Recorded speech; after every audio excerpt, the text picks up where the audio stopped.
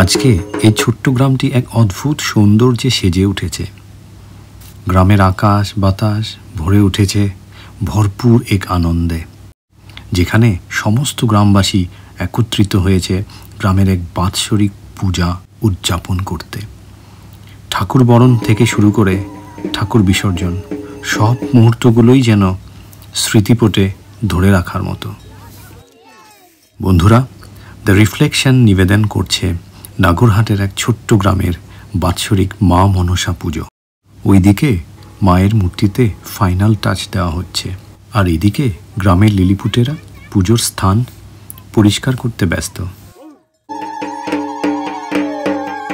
এই শুরু হলো আমাদের ঠাকুর বড়। মা মনসা হলো সাপের দেবী।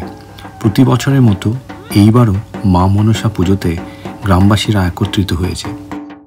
এ এক আনন্দের দিন, তাই সবাই নতুন জামা কাপড় পরে পুজোর জন্য রেডি।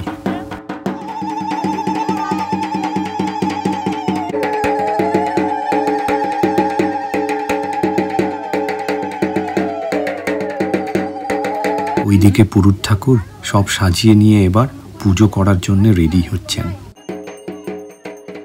ঢাকুয়া কাকু তার ঢাকের তালে পরিবেশটাকে যেন এক উৎসবময় করে তুলেছেন।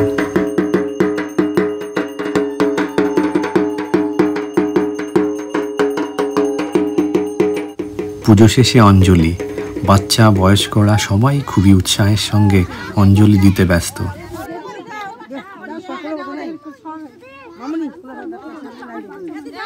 ওইদিকে গ্রামের নাম্বার 1 রাঁধুনিরা সবজি কাটতে ব্যস্ত। পুজোর অন্যতম আকর্ষণ হলো খিচুড়ি আর লাবড়া, এছাড়া যেন পুজো অসমাপ্ত।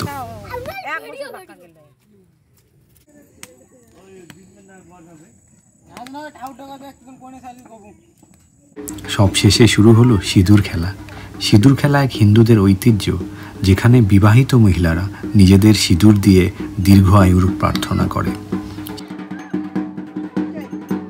সিঁদুর খেলা এক শক্তির প্রতীক।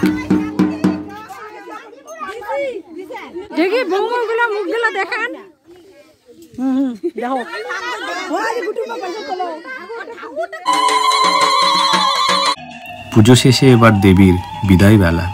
কাছেই রয়েছে মরা রায়ডাক, একটা ছোট্ট নদী গ্রামের মাঝে। এই রায়ডাকেই দেবীর বিসর্জন হবে। দেবীর বিদায় বেলায় ঢাকের তালে গ্রামের মহিলারা সামিল হয়েছে বিসর্জনের নৃত্যে।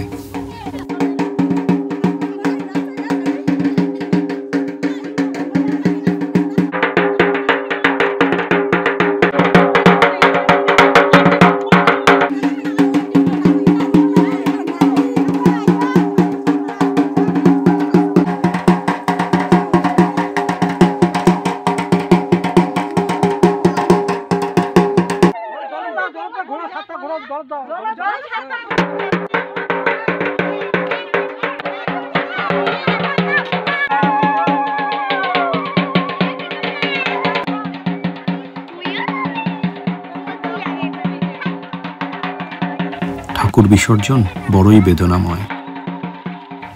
বিদায় বেলায় একটা কথাই বলে যাই, মা মনসা যেন আবার আসে পরের বছর, আবার যেন গ্রামবাসীরা একত্রিত হয়, আবার আনন্দের মুহূর্ত ফিরে আসে, আকাশ বাতাস আনন্দে ভরে উঠবে।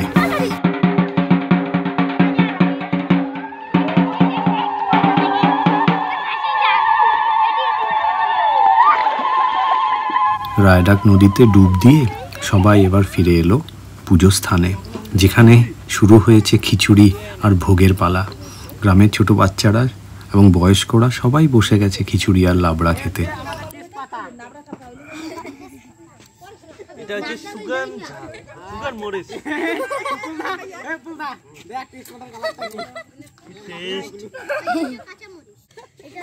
কেমন টেস্ট হয়েছে রে? আশা করছি এই ছোট্ট গ্রামের সুন্দর পুজোটা সবার ভাল লেগেছে। যদি ভাল লেগে থাকে তাহলে একটু লাইক করুন, শেয়ার করুন আর সাবস্ক্রাইব করুন। আর আশা করুন আবার যেন পরের বছর আমরা পুজো এইভাবেই উদযাপন করি।